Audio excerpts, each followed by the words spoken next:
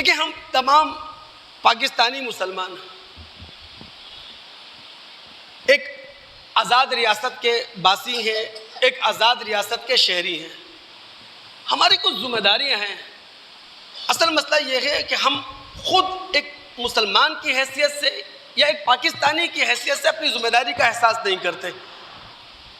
حکومتیں جو کر رہی ہیں وہ ہم سب کو معلوم ہے، جن کے پاس اختیارات ہے جو کچھ وہ کر رہے ہیں وہ ہمیں معلوم ہے، بتانے کی ضرورت نہیں ہے.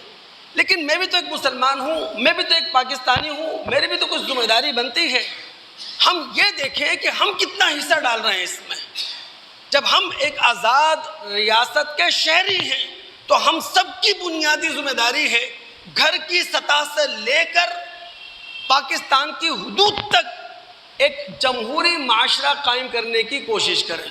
گھر کی سطح سے لے کر پاکستان کی حدود تک ایسا جمہوری معاشرہ جہاں عدل و انصاف ہو، جہاں کسی کے ساتھ زیادتی نہ ہو، جہاں کسی کے ساتھ ظلم نہ ہو.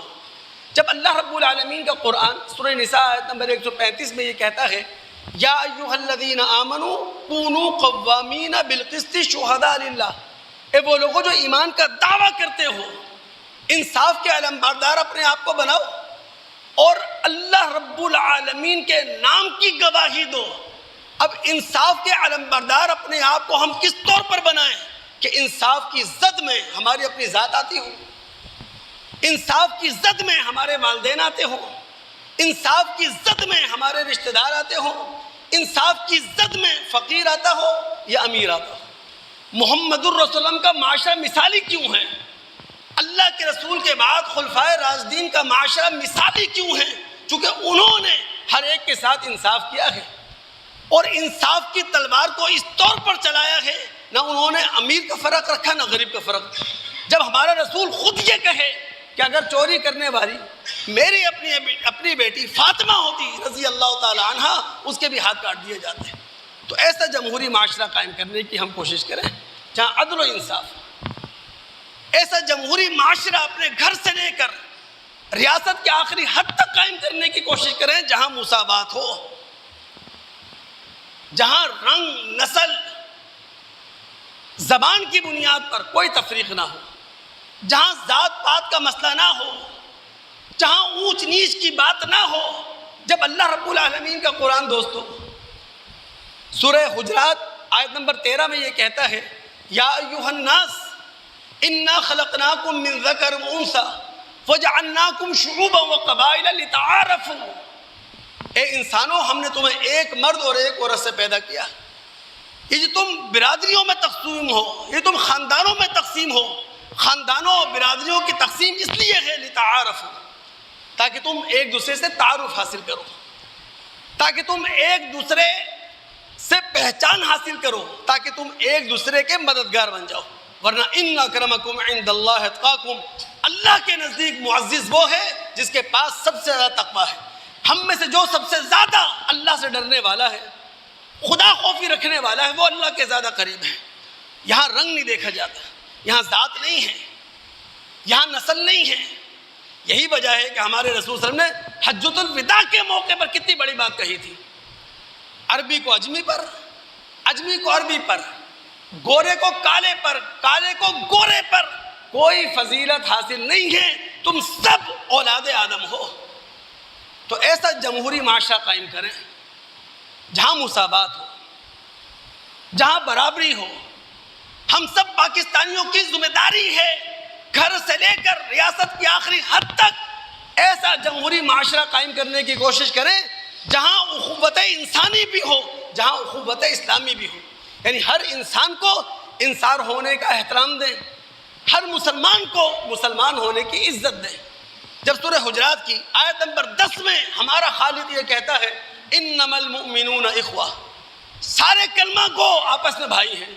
جب ہمارا رسول یہ کہتا ہے المسلم اخو المسلم، مسلمان مسلمان کا بھائی ہے، یہ ہو نہیں سکتا ایک مسلمان دوسرے مسلمان پر ظلم کر جائے، ایک مسلمان دوسرے مسلمان کے ساتھ زیادتی کر جائے. بلکہ ہمارے رسول نے تو مسلمان کی تعریف یہ کی تھی وَيُحِبُّ لَهُ مَا يُحِبُّ النَّفْسِ، ایک مسلمان اپنے مسلمان بھائی کے لیے وہی پسند کرتا ہے جو اپنے لیے پسند کرتا ہے. ایسا معاشرہ قائم کرنے کی کوشش کریں.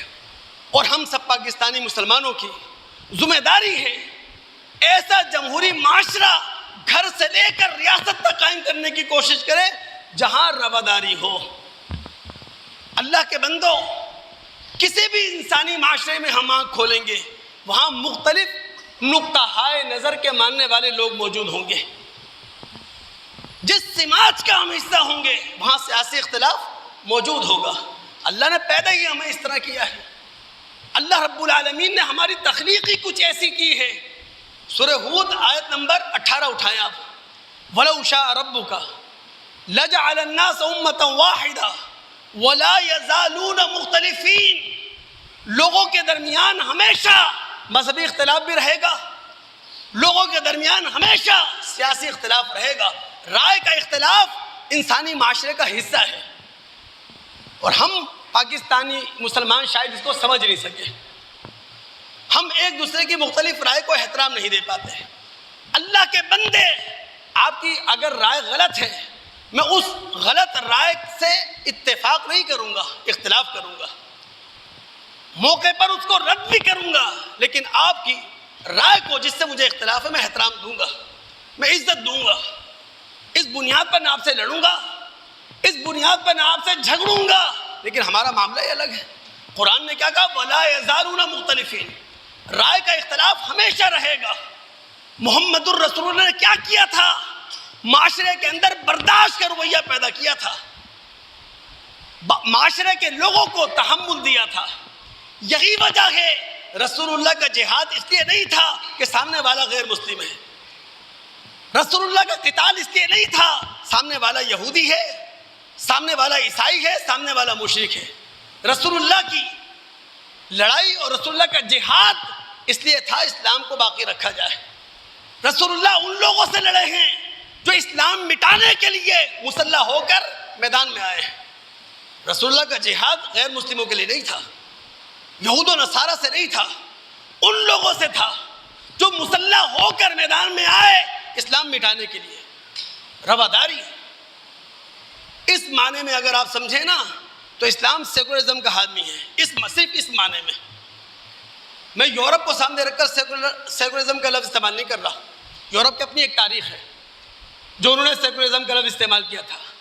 میں اپنی گفتگو کے دوران میں یہ لفظ استعمال کر رہا ہوں کہ ایک دوسرے کے مختلف پوائنٹ آف ویو کو برداشت کیا جائے، ایک دوسرے کی مختلف رائے کو عزت و احترام دی جائے. مجھے اختلاف ہے بہت ساری، میں چاہتا تو پورا جمعہ میں چہلم کے حوالے سے گفتگو کر سکتا تھا. میں نے اپنی بات رکھ دی. مجھے اختلاف ہے، میں نے بات اپنی رکھ دی. تو ہماری ذمہ داری ہے دوست، ایسا جمہوری معاشرہ قائم کریں جہاں معاشرتی عدل ہو، جہاں سماجی انصاف ہو. اور آخر کی